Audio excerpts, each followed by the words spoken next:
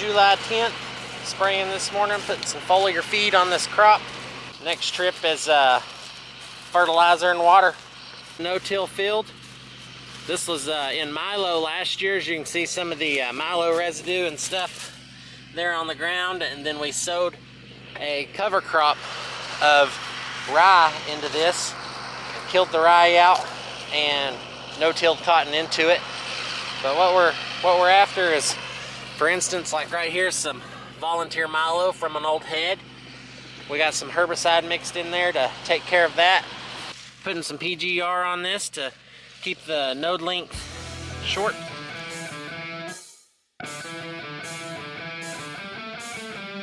But the crop looks really pretty.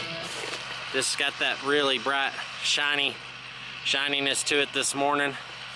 We've got our fertilizer hauled to our center pivot in those double cones. So my goal is today is to get this sprayed, which it's pretty much sprayed. I just have like 10 acres left here to spray. And we'll let this dry today. And tomorrow morning, we're gonna fire that bad boy up right there in the horizon. Hopefully this crop will progress a little more. It's just like all the rest. It's a hair bit thin, so I don't know what that'll end up entailing at the end of the year, but all I know is to get after it, stay after it, and push it. And if we don't push it and don't try, we won't know.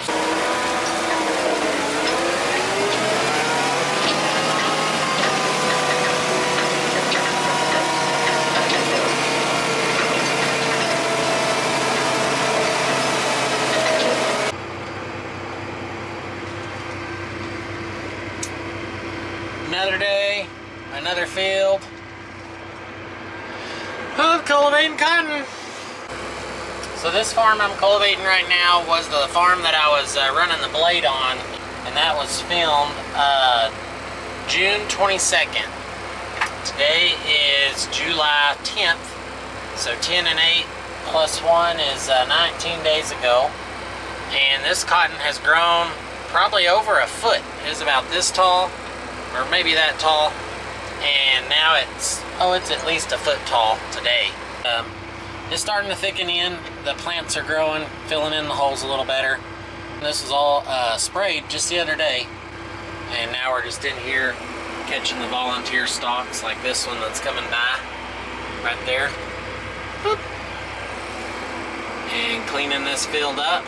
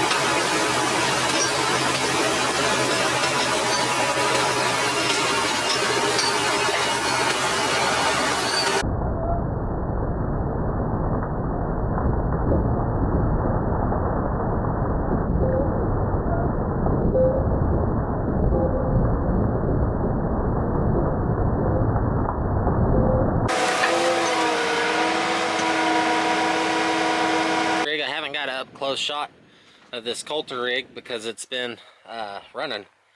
It is super dirty. This is probably 6 or 7 year old coulter here. It used to have double coulters on it. We took them off. We just running one per row, right in the narrow row. But 1,000-gallon tank. Little wing tips fold up. It just does 8 rows. It's kind of an awkward size. It looks, you could, well, it's an awkward size because this goes in the outside row. So this is like on top of the other row.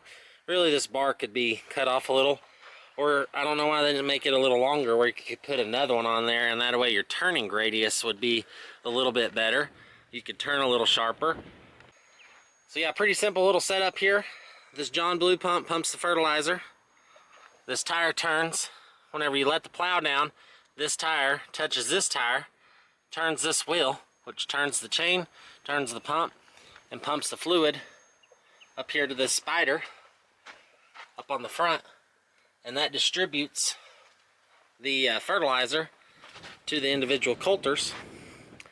The coulters just cut a slot in the ground, and the nozzle here in the bottom just shoots the fertilizer right into the slot where the coulter made it, or where the coulter made a hole. But never does fail. Fertilizer rigs just stay dirty. Fertilizer is nasty. As you can tell, it's just how much fertilizer is over this whole thing. And just a day ago, 2 days ago, this was perfectly clean. So when we get done, we just have this one last field to do.